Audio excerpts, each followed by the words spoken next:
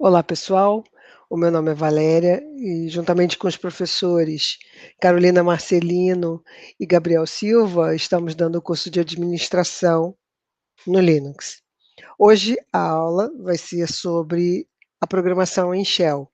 A gente vai começar a ver como que se comportam alguns conceitos internos do Shell e depois a gente vai ver como é que é a linguagem de programação do interpretador.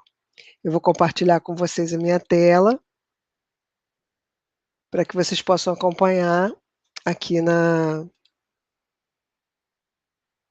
apresentação. Então, a gente tem aqui alguns tipos de shell, tá? O Unix, ele permite vários interpretadores que você pode escolher qual deles é o de sua preferência. Mas os mais comuns são o SH, que é o Bourne Shell, que originalmente foi o interpretador de comandos do ambiente Unix, e o Bash, que é o Bourne Again Shell, que é o mais popular dentro do ambiente Linux e das suas diversas distribuições. Então, tem um número muito grande de interpretadores e você pode escolher aqueles que sejam mais interessantes para você utilizar. Cada um deles tem uma característica que mais ou menos é comum. Por exemplo, o C Shell, que é o CSH, onde a linguagem de interpretação dele é bem parecida com a linguagem C, tá? Então, são características que identificam, de fato, cada um deles, mas que todos eles têm uma semelhança. É, o Bash, ele é compatível com a interface POSIX, então essa shell deve ser instalada dentro desse diretório /bin/sh, e aí você verifica através desse comando, ls-l/bin/sh, se o POSIX está instalado. Os comandos, eles obedecem toda a orientação da linguagem Bourne Again. E antes de a gente entrar na programação Shell, você vai conhecer algumas coisas que são básicas dentro desse ambiente. Comandos Linux e Microsoft DOS, eles possuem muitas semelhanças, tá? E vocês vão ver que a única shell que existe no ambiente DOS é o Command Com, mas toda essa questão aí de forma de trabalho dentro do MS-DOS foi inspirada através do CP/M, que é um sistema operacional anterior a ele, que por sua vez foi inspirado no Unix, tá? E o Unix, ele é um sistema operacional bastante antigo, mas agora a gente tem o Linux que segue muitos padrões de desenvolvimento parecidos com o do Unix, mas que eles começam a ter propósitos diferentes de acordo com cada uma das distribuições. A primeira coisa que a gente vai ver é o redirecionamento, que é uma possibilidade que você tem de identificar uma nova entrada e uma nova saída padrão, uma nova saída de erros padrão. Então, inicialmente, você tem aí, quando você cria o seu programa, você tem 3 arquivos que são padrões dentro do ambiente Linux. O stdin, o stdout e o erro, que a gente chama de stderro. Todas elas são padronizadas e possuem os descritores de arquivos bem definidos dentro do ambiente Linux. O stdin, ele tem o descritor de arquivo 0, o stdout tem o descritor 1 e o stder tem o descritor 2. Então, eles são alocados inicialmente quando você executa o seu programa, tá? Para você poder criar um novo descritor de arquivo e você poder identificar uma nova saída, uma nova entrada padrão, você tem que usar o redirecionamento, que troca esses arquivos que foram padronizados inicialmente por outro arquivo indicado por você na hora da execução do comando. Aqui a gente começa com o redirecionamento da saída padrão, que normalmente é o monitor. Então, nesse exemplo aqui, você tem ls-l. Se você executar somente isso até aqui, você teria a saída desse comando no monitor. Mas aqui você está redirecionando a saída para esse arquivo aqui. Você redireciona usando esse símbolo aqui, que é o maior, é o sinal de maior. E aí o que que vai acontecer? A saída do ls vai ser salva nesse arquivo lssaída.txt. Então ele salva essa saída nesse arquivo e não exibe mais nada no monitor, tá? O comando ls, ele lista o conteúdo de um diretório, tá? Então o redirecionamento, você tem que tomar cuidado, porque ele escreve sobre o arquivo, se ele já existir, tá? E apaga o conteúdo anterior. Nesse caso aqui, se esse arquivo já existisse com alguma informação, quando você executar esse comando, ele vai perder esse conteúdo e vai obter agora um novo conteúdo, que é a saída desse comando ls-l. Aqui eu tenho exemplos de redirecionamento com o comando cat. Cat, aqui eu tenho um arquivo de entrada maior arquivo de saída. Eu estou redirecionando o arquivo de saída e, ao invés de ser o monitor, passa a ser esse arquivo novorel.txt. Esse aqui é um outro exemplo onde ele está redirecionando vários arquivos para esse arquivo novorel.txt.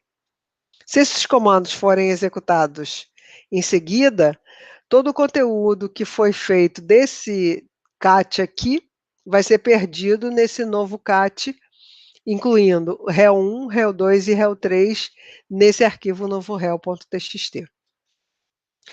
Um exemplo de entrada rápida de texto usando o comando cat pode ser feito da seguinte maneira: cat, eu não tenho um arquivo de entrada, mas eu tenho aqui o redirecionamento para um arquivo de saída. Automaticamente o editor de textos, ele abre uma tela para eu poder direcionar o conteúdo desse cat para esse arquivo de saída. Então essas linhas aqui com esse prompt maior aparecem e eu vou digitando os comandos para que eu possa salvar nesse novo arquivo. Quando eu digito Ctrl D, ele marca o final de arquivo e fecha a edição. Para eu poder mostrar esse novo resultado, eu dou cat novorel.txt e aqui eu tenho o conteúdo que eu digitei. Para eu poder redirecionar a saída padrão com um append, ou seja, anexando ao que existe na saída do arquivo uma continuação, eu uso maior maior. Então, nesse caso aqui, eu não vou perder aquilo que já existe no arquivo e ele, além dele manter o que ele já tem, ele ainda vai incluir mais algumas informações, dependendo da forma como eu executo o comando. Então, aqui ele envia a saída do comando ls para esse arquivo lista.txt, usando esse redirecionamento, e agora eu quero que ele inclua mais informações dentro desse lista.txt e não perca o conteúdo anterior. Então, eu uso ls maior maior lista.txt. Como eu expliquei anteriormente, você tem os descritores de arquivos, e eu tenho dois arquivos de saída. Um é o arquivo padrão, o stdout, e o outro é o arquivo de erros. Para eu poder redirecionar o arquivo de erros, eu não posso usar simplesmente o maior. Ele vai identificar como sendo o descritor de arquivo de saída normal. Então, eu uso o operador 2 maior. 2 identifica o descritor e maior identifica a saída nova, que é o novo arquivo que eu vou definir aqui, que é a saída de erros. Então, ele é útil para eu poder, por exemplo, descartar a informação de erro, para ela não aparecer na tela durante a execução do comando. Aqui eu estou executando o comando kill, e eu tenho aqui os argumentos do comando kill, eu estou redirecionando a saída desse comando para killout.txt, e estou redirecionando a saída de erros para killerr.txt. Tá? O que ele está fazendo? Ele está matando o processo. 1, 2, 3, 4. Tá? Aqui eu tenho exemplos de redirecionamento da saída de erros, né? E aqui eu tenho, por exemplo, cat rel.txt maior novo rel.txt. Pressupondo que rel.txt não exista, ele vai dar uma mensagem de erro aqui na linha seguinte, dizendo que o arquivo rel.txt não existe. No caso, para eu evitar que essa mensagem saia no monitor, o que eu vou fazer? Eu vou fazer cat rel.txt maior novo rel.txt 2 maior erros.log. Então ele cria o arquivo erros.log e essa mensagem de erro vai para esse arquivo. Então aqui eu tenho cat erros.log, está aqui a mensagem de erro, já que rel.txt não existe. Existe uma definição de um arquivo no diretório /dev que se chama null. E esse arquivo é um arquivo que realmente não armazena nenhum tipo de informação. Se eu colocar aqui 2 maior /dev /null, ele não armazena absolutamente nada nisso aqui, é simplesmente como se eu estivesse jogando fora todas as mensagens de erro. Para mim, elas não me interessam. Então, eu coloco essa definição aqui. E a gente chama esse /dev /null de balde sem fundo, ou seja, todas as distribuições Linux definem esse arquivo dentro do diretório /dev. E você pode usar em qualquer uma delas, tá? O redirecionamento do arquivo de entrada é feito através do símbolo menor, tá? Então, o que eu vou fazer? Nesse caso, eu, ao invés de identificar como sendo arquivo de entrada padrão o teclado, eu vou redirecionar essa entrada padrão para um arquivo que eu vou fornecer aqui. O more é um comando que mostra na tela o conteúdo daquele arquivo, exibindo uma tela de cada vez, tá? Agora, um novo conceito, que é o pipe, que serve para eu executar processos em pipeline. O que significa isso? Significa que a saída de um processo vai servir como entrada para outro processo. O operador é essa barra em pé, que você encontra no teclado. Então, eu quero, por exemplo, executar o comando PS, que identifica todos os status de processos que estão em execução no momento, e eu quero ordenar a saída dele. O que eu faço? Eu executo o comando PS e coloco aqui a saída dele em psout.txt. Nesse caso, eu estou redirecionando a saída do comando PS, não vai mais para o monitor, vai para esse arquivo, psout.txt, e eu vou usar esse arquivo como entrada para o sort. O que eu vou fazer? Eu vou fazer sort psout.txt maior pssort.out. Como eu aqui nesse exemplo, para eu poder fazer esse tipo de utilização, eu tive que gastar esse arquivo psout.txt. É um arquivo a mais que eu tive que criar. No caso de eu usar o pipe, eu não preciso mais desse arquivo intermediário. Então, o que eu faço? ps pipe sort maior pssort.out. Então, nesse caso, eu usei uma linha de comando, e numa linha de comando, eu pedi para ele executar o PS, e a saída do PS serviu de entrada para o sort.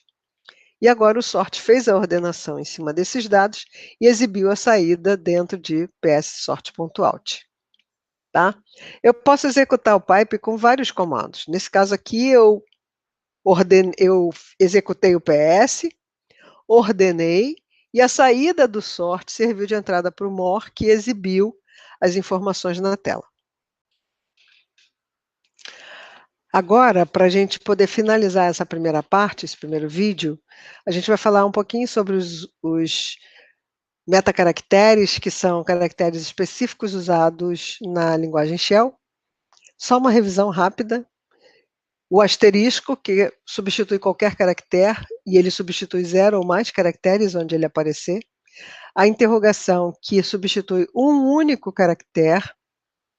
Aqui eu tenho o conjunto, que substitui um conjunto específico de caracteres, ou ele procura um conjunto específico de caracteres dentro da expressão regular que você vai utilizar.